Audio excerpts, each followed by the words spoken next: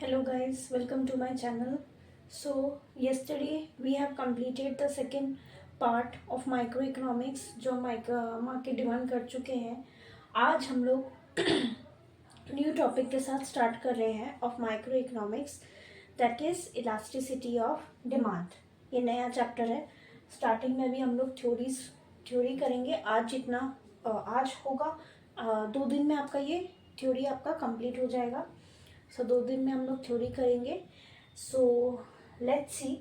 सो अब elasticity of demand क्या है. आप वर्ड जो इलास्टिसिटी है, इलास्टिसिटी आपका जो वर्ड है ये किससे निकल के आया है? इलास्टिक. आपका इलास्टिसिटी जो है इलास्टिक वर्ड से निकल के आया है. माने कि कितना आपका स्ट्रेचेबल है. आप एक रबर बैंड लेते हो, इलास्टिक बैंड, उसको स्ट्रेच करके देखते हो उसकी स्ट्रेचेबिलिटी कितनी है. सो क्या होता है वैसे इंडिविजुअल डिमांड और मार्केट डिमांड में हम लोग ये चेक करते हैं what is the price of the consumer. According price consumer का कब राइज हो रहा है उसके अकॉर्डिंग डिमांड इंक्रीज या डिक्रीज हो रही है, ये देखते हैं हम लोग. But in elasticity how much it is elastic, मतलब कितना है, क्या कितना डिमांड है, उसको हम लोग किस तरीके से मेजर करते हैं? In percentage. हम उसको परसेंटेज में मेजर करके देखते हैं. ओके. अब कोई चीज़ इलास्टिसिटी अगर हम लोग एक इलास्टिक बैंड की चेक करें तो वो कितना इलास्टिसिटी, कितना स्ट्रेचेबल हो रहा है, उसके हिसाब से उसकी इलास्टिसिटी को हम मेजर करेंगे. ओके. सो इधर देखिए, elasticity of demand refers to the percentage change in demand. Okay, percentage की बात हो रही है. Percentage change in demand for a commodity with respect to the percentage change in any of the factors affecting demand for that commodity. मतलब percentage change in the demand for a commodity. Commodity में percentage change हो रहा है demand की, demand कम ज़्यादा उसको major करने के लिए. But what is it saying that with respect to the percentage change in any of the factors affecting demand for that commodity. बहुत सारे फैक्टर्स है. Income of the consumer, price of the commodity, season and weather. Okay. So ये बहुत सारे factors हैं. उनमें अगर कोई चेंज होता है तो उसको विथ रिस्पेक्ट टू उन फैक्टर्स को लेके साथ में what is the percentage change in the demand for that commodity, उस कॉमोडिटी के डिमांड के चेंज के साथ हम लोग देखते हैं इलास्टिसिटी ऑफ डिमांड को मेजर करते हैं. Okay. So that is why elasticity of demand refers to the percentage change in demand for a commodity with respect to change in any of the factors affecting demand for that commodity. Okay. Next is, अब ये who has develop this, इस theory को develop किसने किया है? The concept of elasticity was developed by Professor Marshall in his book Principle of Economics. Principle of Economics उनकी book है, उन्होंने लिखी थी जिसपे उन्होंने इलास्टिसिटी ऑफ डिमांड के कॉन्सेप्ट को डेवलप किया है. ओके. इसके बाद हम लोग देखते हैं इसका फॉर्मूला क्या है, फिर उसको हम अच्छे से इलेबोरेटरी करेंगे in your numericals. Okay.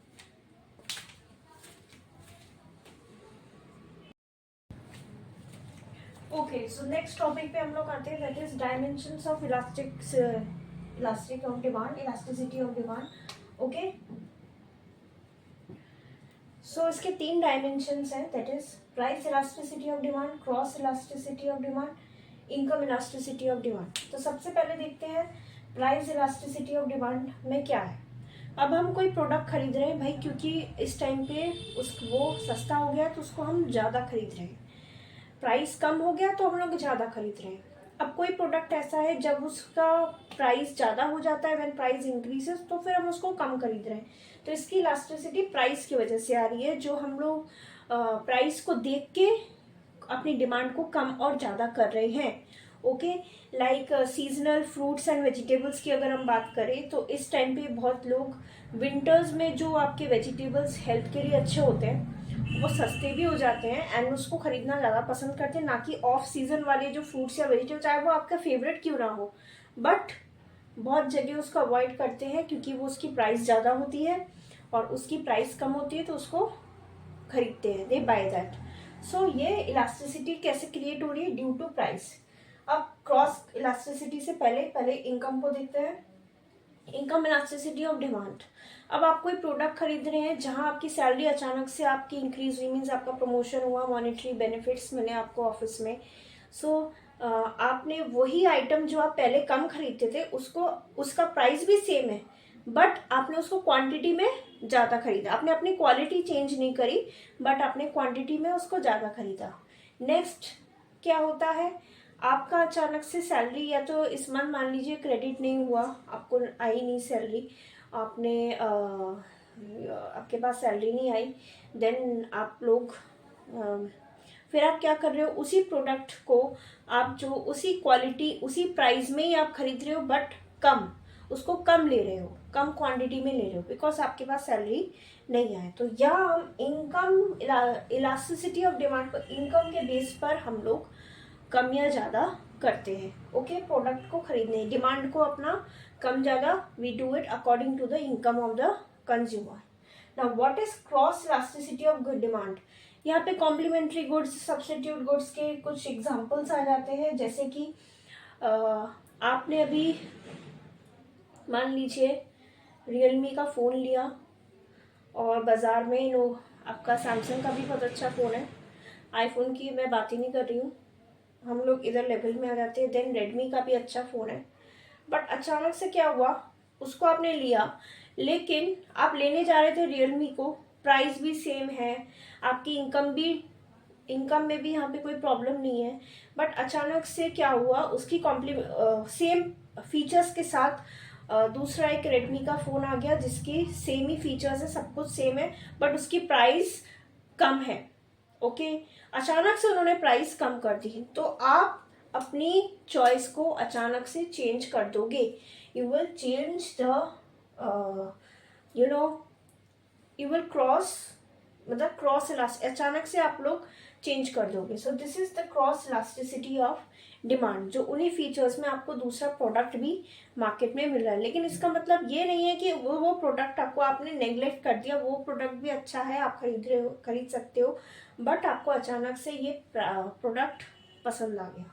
Okay, सो अब इसकी डेफिनेशंस देख लेते हैं।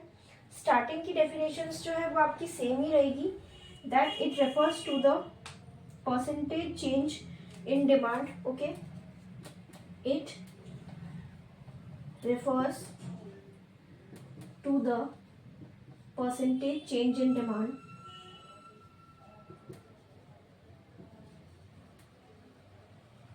फिर लास्ट में तीनों में डेफिनेशंस में चेंजेस आएंगे। ओके, इसको लिख लेती हूँ, फिर मैं आपको जो इसका डेफिनेशन है समझाती हूँ।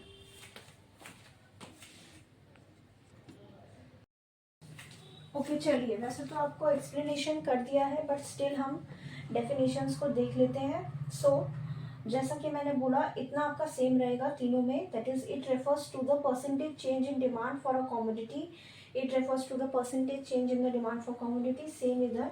तो मैंने नीचे जो आपका डिफरेंस है उसको मैंने यहाँ पे बोर्ड पे मेंशन किया है।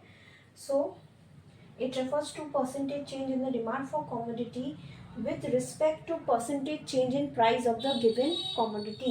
ठीक है, अगर यहाँ पे क्या होता है, प्राइस इलास्टिसिटी में price of the given commodity में चेंज जब आता है तो हम प्राइस इलास्टिसिटी ऑफ डिमांड को मेजर करते हैं। And what is cross elasticity of demand with respect to the, it refers to the percentage change in demand for with respect to the percentage change in the price of a related good। okay, it can be substitute good और complementary good. Substitute good भी हो सकता है, complementary good भी हो सकता है। Okay, now income of the consumer, it refers to the percentage change in demand for the community with respect to change in income of the consumer. ठीक है, इनकम ऑफ द कंज्यूमर पे पूरा based है, income consumer की income जैसी होगी वैसे ही आपकी इलास्टिसिटी ऑफ डिमांड को यहाँ मेजर किया जाएगा। तो okay, so these are the dimensions of elasticity of demand। तो आई थिंक अब नेक्स्ट टॉपिक जो है आपका प्राइस इलास्टिसिटी ऑफ डिमांड, वहाँ से हम लोग कल करेंगे उस टॉपिक को। Till then today it was introduction of the theory. So hope you like my video, और प्लीज़ ऐसे ही मुझे आप लोग सपोर्ट कर भी रहे हैं। जबकि मैंने स्टार्ट किया है, ज़्यादा दिन नहीं हुए। और ऐसे ही आप लोग मुझे सपोर्ट करते रहिए, प्लीज़ ज़्यादा से ज़्यादा शेयर करिए मेरे videos and hope you like my video. Please like, share and subscribe to my channel. मेरे चैनल पे आप लोग ज़रूर सब्सक्राइब करिए, आपको डेली आपको अपडेट्स मिलते रहेंगे। Bye, have a nice day.